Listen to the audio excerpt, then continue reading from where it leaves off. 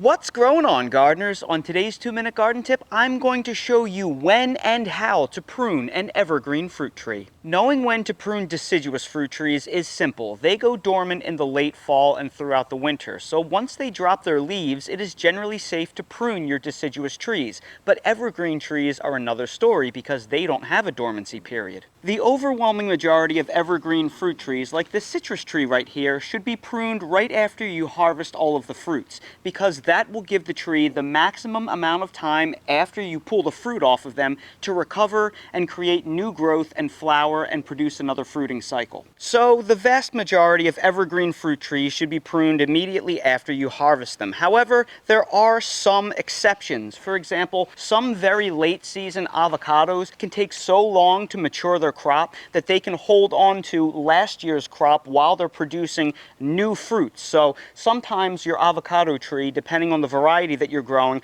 will never be 100% bare. In rare exceptions like that, you may have to intermittently prune the tree and only cut back the branches on the fruits that you just harvested, and you have to be very careful that you don't remove the branch areas that are forming the new fruits. So keep that in mind. That's an unusual circumstance, but always do your own individual research for the tree that you're growing. Next up are pruning tools. You will want at least 2 tools for the job. The first tool is a set of bypass pruning shears that are for cutting off branches less than 1/2 inch in diameter. Then you will want a small handsaw to remove any branches that are larger. If you're curious in the exact saw and pruners that I use, I will leave links down in the video description for your convenience. The next question is, how much should I prune my fruit trees? Well, generally speaking, when you prune a tree, the rule of thumb is you should remove about 25 to 33% of the volume of the tree, 1/4 to 1/3 of its volume. However, you may have individual requirements based on the tree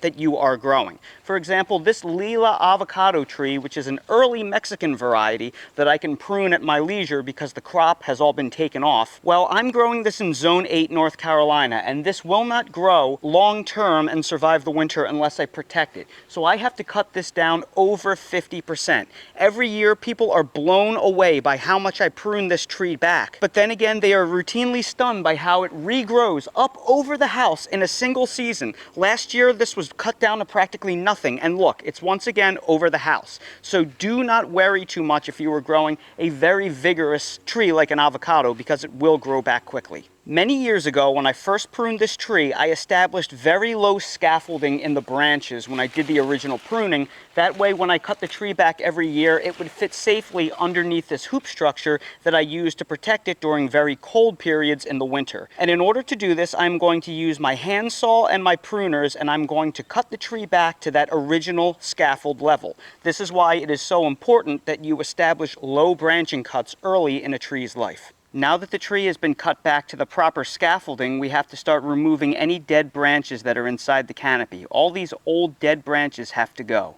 Then we have to remove any branches that are awkwardly growing inside the canopy, like this one right here. Luckily, there aren't many that are invading the canopy inside this tree, but this one is, so we will have to lop that off for better airflow and sunlight penetration, as well as a couple in here that are growing oddly into the canopy. So now we have ourselves a nice, well-pruned open center with all of the dead wood removed for maximum airflow, and a well-controlled size that fits well into that structure. Look how small that now is. And the last thing I'm going to do is take my pruning shears and I'm going to tip any branches that did not get pruned, because tipping, which means literally removing the budding tip, will cause them to branch out later, and that new wood is where the flowers are going to form. So we want to tip it now, so when it comes time to flower in February, there was plenty of time for this tree to regrow new budwood. And now we have all of these branches that I'm going to chop up and use as mulch, because the best thing to mulch your trees with is itself. After all, that is how forests do it. So we're going to cut